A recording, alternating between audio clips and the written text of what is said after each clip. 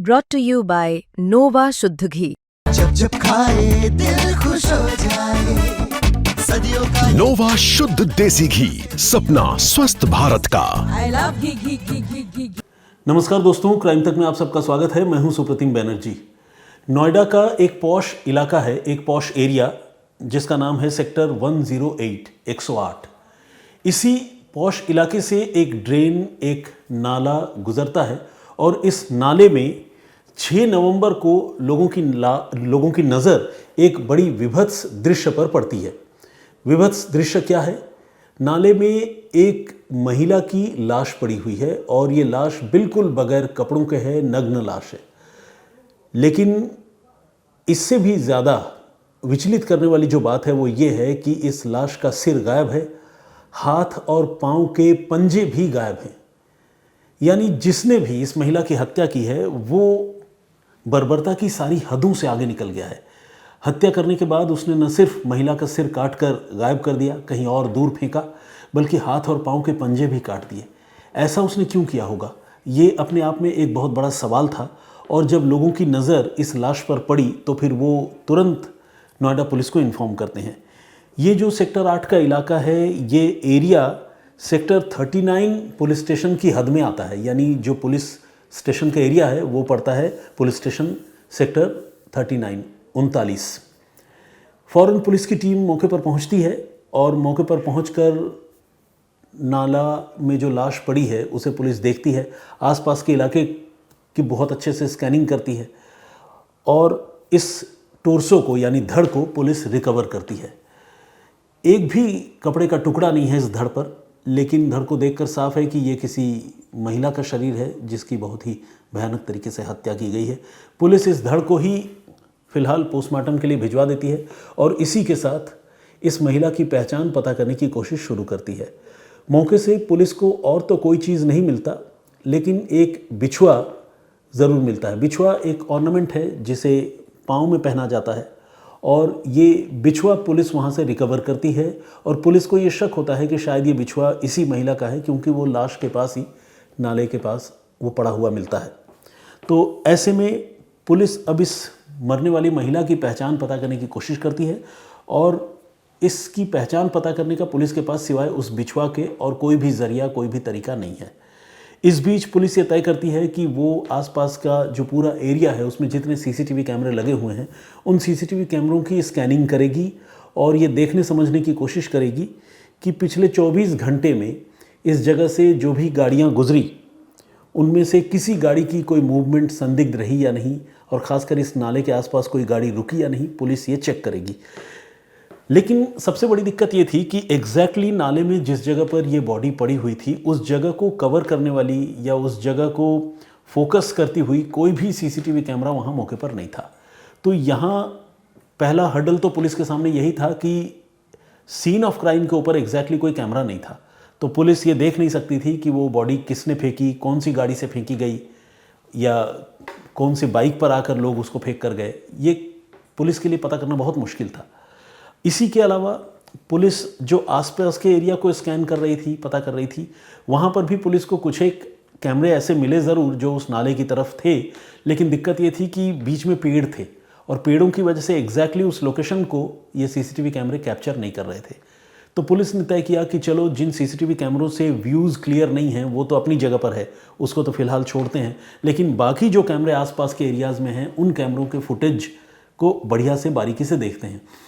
ये काम बहुत बड़ा था, बहुत बड़ा इसलिए था कि कम से कम 5000 सीसीटीवी कैमरों की फुटेज पुलिस को स्कैन करनी थी, देखनी थी। और इतने सारे कैमरों की फुटेज स्कैनिंग करने के लिए आप समझ सकते हैं कि कितनी बड़ी पुलिस टीम की दरकार होती। तो जो नोएडा पुलिस की टीम है, स्पेशली सेक्टर 39 पुलिस की टीम, उसके साथ कुछ और भी एडिशनल टीमों को लगाया गया और एक साथ कई टीमों ने सीसीटीवी फुटेज की स्कैनिंग का काम शुरू किया। तकरीबन 1100 गाड़ियाँ पुलिस ने चेक की, उनकी मूवमेंट को ट्रैक किया, देखा।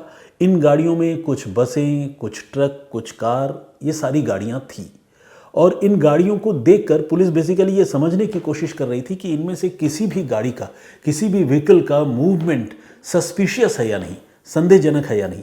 अब सवाल यह है कि आप कहेंगे कोई गाड़ी की मूवमेंट संदेहजनक कैसे हो सकती है, कैसे पता चलता है कि वो संदेहजनक है। तो इसका जवाब ये है कि कई बार इस तरह की हरकतों में, डेड बॉडी डिस्पोज ऑफ करने में या किसी क्राइम में इन्वॉल्व होने के वक्त में जो क्रिमिनल है वो अपना दिमाग दौड़ाता है, और दिमाग दौड़ाकर कई बार वो करता क्या है कि कई बार वो गाड़ियों की हेडलाइट ऑफ कर देता है, फिर कुछ दूरी पर जाकर हेडलाइट को ऑन कर लेता है ताकि वहाँ से वो आगे निकल जाए। इसी तरह से कई बार ये देखा गया है कि कुछ गाड़ियाँ किसी पर्टिकुलर लोकेशन पर कई बार राउंड करती हैं। एक बार आया, डेड बॉडी डिस्पोज ऑफ किया, दूसरी बार घूम कर देखा, तीसरी बार ये सेंस करने के लिए आया कि कहीं उसे कोई देख तो नहीं रहा है। तो एक से ज़्यादा बार जिस गाड़ी की मूवमेंट उस एरिया में दिख रही थी, और ख़ासकर जिन गाड़ियों ने अपने हेडलाइट्स ऑफ कर लिए थे फिर बाद में ऑन किया था, या कुछ ऐसी गाड़ी जो देर तक उस एरिया में खड़ी रही, इस तरह के कुछ गाड़ियों को पुलिस ने शॉर्टलिस्ट किया जिनकी गतिविधियां पुलिस को संदिग्ध लग रही थी। और आपको बताऊं, ऐसे तकरीबन 44 गाड़ियां पुलिस ने 24 घंटे के अंदर नोटिस किए जो उस एरिया में जिनकी मूवमेंट पुलिस को सस्पेक्टेड लगी। और इन 44 गाड़ियों को अब पुलिस ने स्कैन करना शुरू किया, उनके नंबरों का पता किया। उन नंबरों का पता करने के बाद उनकी मेक पता की। मेक तो खैर सीसीटीवी फुटेज में दिख भी रहा था, लेकिन हर तस्वीर इतनी क्लियर नहीं थी। तो मेक पता किया, नंबर पता किया, ओनरशिप पता की, ये पता किया कि ये लोग अभी कहाँ पर हैं। और ज़्यादातर लोगों से पुलिस ने पूछताछ भी की, कुछ को बुलाया थाने और कुछ से फ़ोन पर बातचीत की। एक एक करके पुलिस ये जो 44 सस्पेक्टेड व्हीकल्स थे उनको फ़िल्टर करती जा रही थी। इनमें से उन लोगों को निकालती जा रही थी जिन पर से पुलिस का शक जो है वो ख़त्म हो रहा था, क्योंकि पुलिस इनसे पूछताछ कर रही थी। तो जो भी लोग इस क्राइम में इन्वॉल्व नहीं है, ऑब्वियसली उनकी बातचीत से पुलिस को समझ में आ जाता था कि हाँ ये इन्वॉल्व नहीं हो सकता है, क्योंकि वो पूरे कॉन्फिडेंस से जवाब देता है। वो किसी जगह पर गाड़ी रोकने या अपना लाइट ऑफ करने के पीछे लॉजिक भी पुलिस को देता है। लेकिन कुछ एक गाड़ियाँ ऐसी थी जिस पर संदेह की सुई अभी भी टिक रही थी, और इन्हीं में से एक गाड़ी थी, एक बस। और ये एक एसी बस थी जो एक आश्रम में चलती थी, आश्रम के लिए वो बस चलती थी। और इस बस के बारे में जब पुलिस को पता चला, उसका मूवमेंट पुलिस को सस्पिशियस लग रहा था, तो पुलिस ने उसके ड्राइवर के बारे में जानकारी जुटाई। जब ड्राइवर के बारे में जानकारी जुटाई तो उसका नाम सामने आया, मोनू सिंह। अब पुलिस ने मोनू सिंह के बारे में पता किया तो पता चला कि मोनू सिंह नोएडा के ही गांव बरौला का रहने वाला है। नोएडा जो शहर है, उस शहर में बहुत सारे विलेजेस यानी गाँव भी है। ये गाँव जो है आमतौर पर जो भारत के गाँव होते हैं उस तरह के नहीं हैं, बल्कि अब शहरी बस्तियों में तब्दील हो चुके हैं, क्योंकि ये नोएडा जैसे एक टाउनशिप के अंदर पड़ते हैं। लेकिन चूंकि कभी यहाँ गांव हुआ करता था तो उसको गांव के नाम से ही जाना जाता है। तो खैर बरौला विलेज पुलिस पहुंची मोनू सिंह का पता करती हुई, और यहाँ जाकर पुलिस ने बड़े ही गुपचुप तरीके से, खुफिया तरीके से मोनू सिंह के बारे में और उसके बस के बारे में जानकारी जुटाई। तो पुलिस को पता चला कि हाँ वाकई यहाँ मोनू सिंह रहता भी है और वो एक एसी बस चलाता है। उस एसी बस के बारे में जब पुलिस ने पता किया तो पुलिस ने यह भी देखा कि सीसीटीवी फुटेज में जो सस्पेक्टेड बस है, उस बस के साथ मोनू सिंह के बस का जो डिस्क्रिप्शन है वो बिल्कुल आइडेंटिकल है, हुबहू मिलता है। यानी मोनू सिंह पर अब पुलिस के शक की सुई जो है धीरे धीरे टिक रही थी। लेकिन इसी बीच पुलिस को एक और ऐसी सिग्निफिकेंट, एक और ऐसी अहम जानकारी मिली जिसने पुलिस का ध्यान जो है अपनी ओर खींचा। और ये जानकारी थी मोनू सिंह के गांव बरौला की रहने वाली एक महिला का सस्पिशियस तरीके से पिछले 4-5 दिनों से गायब होना। इस महिला का नाम था प्रीति, और ये संदिग्ध तरीके से पिछले 4-5 दिनों से गायब थी। अब पुलिस ने इस प्रीति के बारे में जानकारी जुटाने की शुरुआत की तो पता चला कि ये प्रीति जो है, इसकी मोनू सिंह से मुलाकात है और दोनों कई बार साथ रहते हैं, साथ देखे भी जाते हैं गांव में। ये एक जानकारी पुलिस को मिली।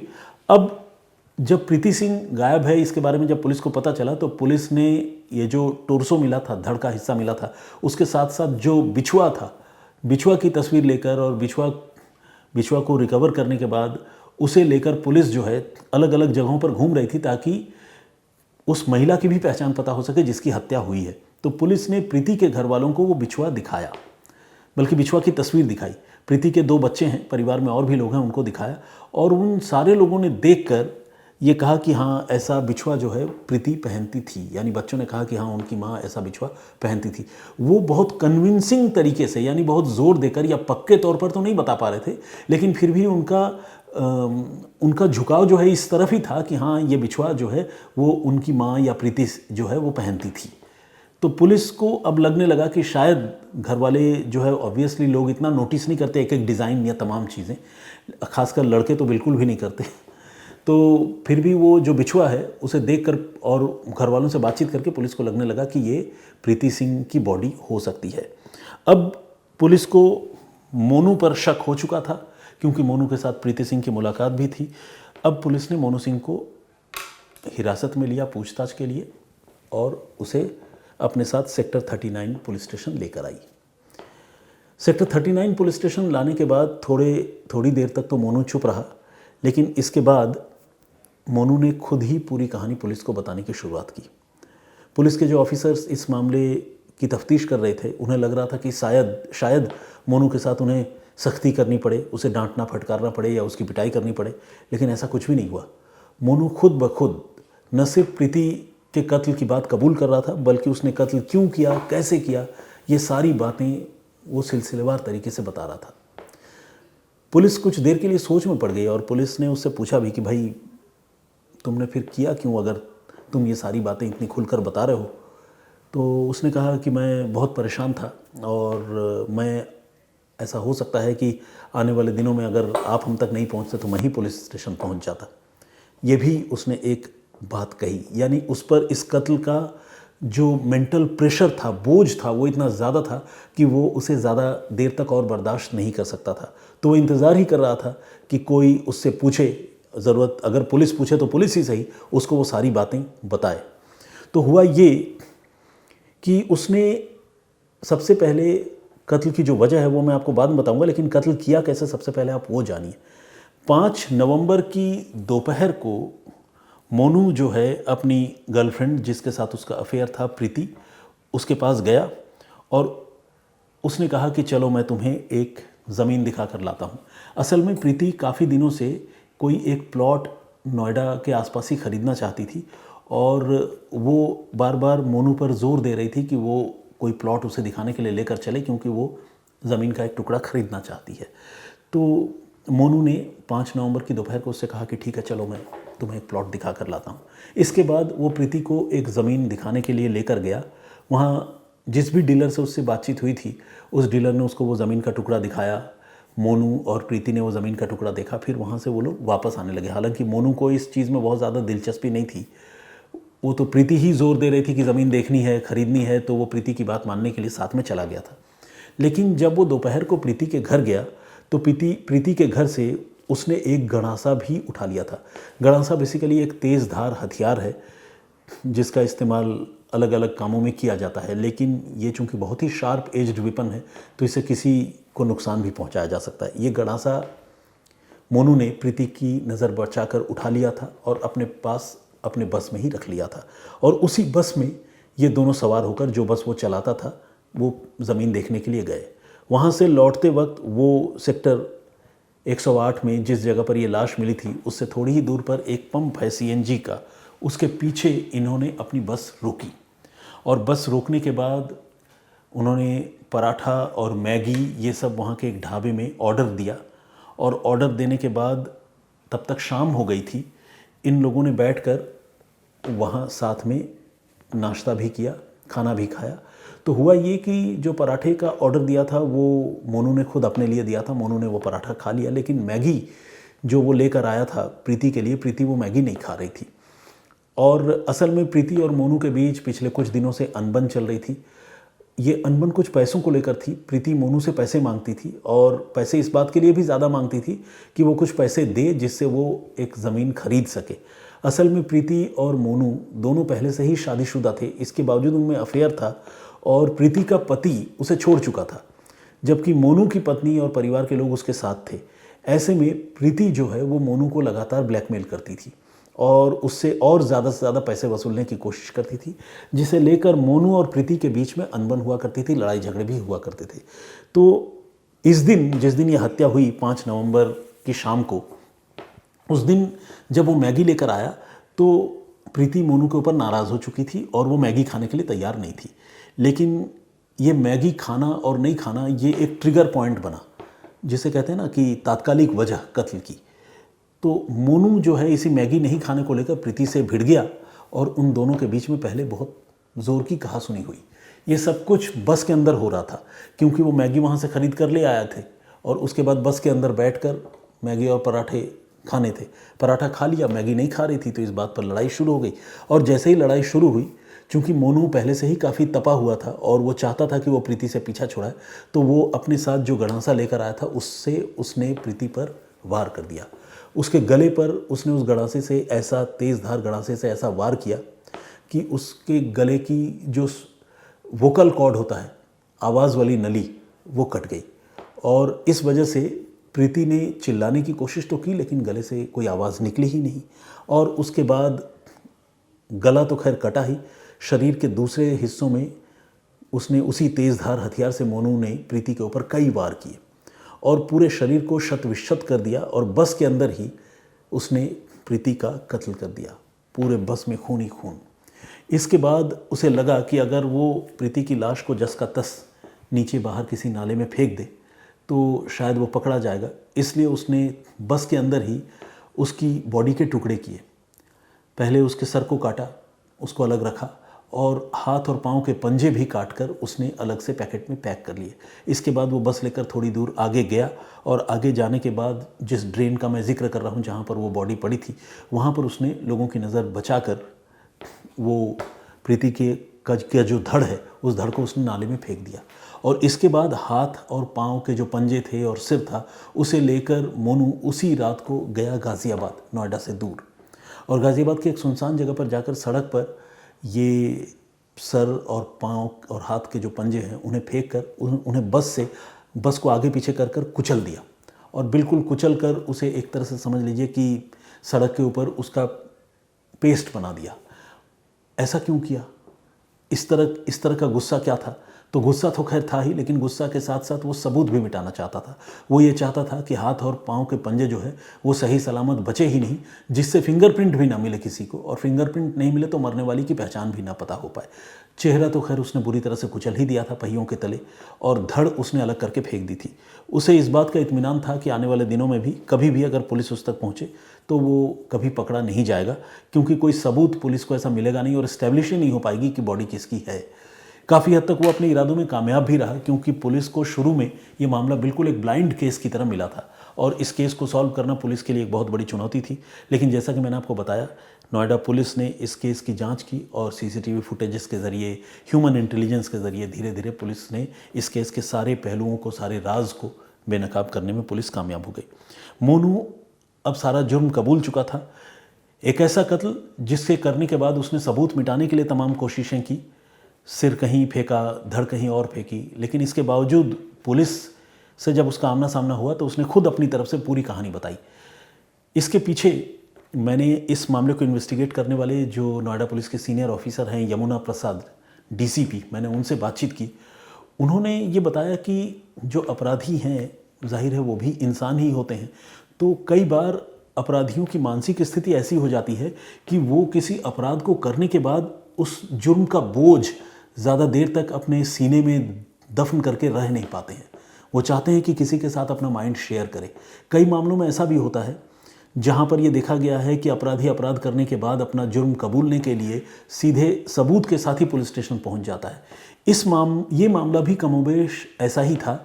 इसमें इस बात की बड़ी संभावना थी कि ये जो आरोपी है वो आज नहीं तो कल शायद खुद ही पुलिस के पास आ जाता। जब उससे पूछताछ हुई तो वो बड़ा जज्बाती हो गया और उसने कहा कि हो सकता उसने कहा कि एक बार को उसका ये भी लगा कि ये कत्ल तो उसने कर दिया, लेकिन अब वो प्रीति का कटा हुआ सिर लेकर ही पुलिस स्टेशन पहुंच जाए। लेकिन फिर बाद में उसने अपने उस थॉट को चेंज किया और उसने डेड बॉडी को कहीं और फेंका और सिर को कहीं और फेंका और फिर सबूत मिटाकर वो घर चला गया।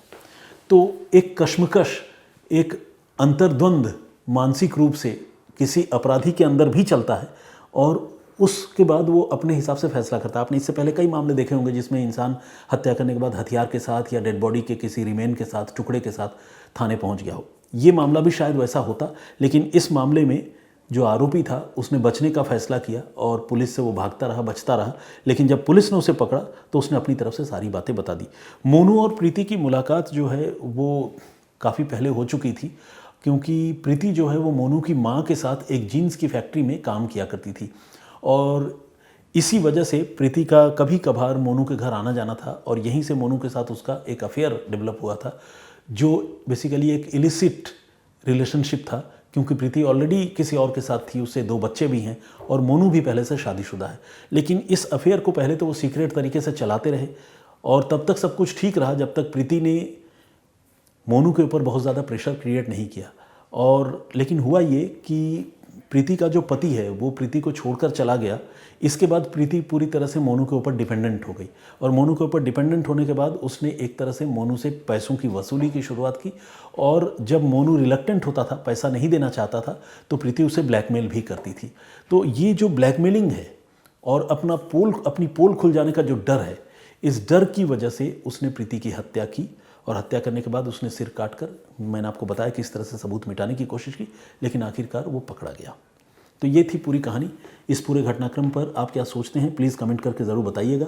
मैंने इससे पहले प्रीवियस डे को भी आप लोगों को एक ऐसी ही कहानी सुनाई थी जिसमें मैंने बताया था कि किस तरह से पालघर, मुंबई के पास जो जगह है, वहाँ पर एक कटा हुआ सिर एक बैग से पुलिस ने बरामद किया था और उसमें सिर्फ एक पाउच था एक ज्वेलरी शॉप का। उस पाउच के सहारे पुलिस ने उस केस को सॉल्व किया था। तो वो केस भी अपने आप में काफ़ी यूनिक था और ये जो केस मैंने आज आप लोगों को सुनाया ये भी अपने आप में काफ़ी अनोखा है।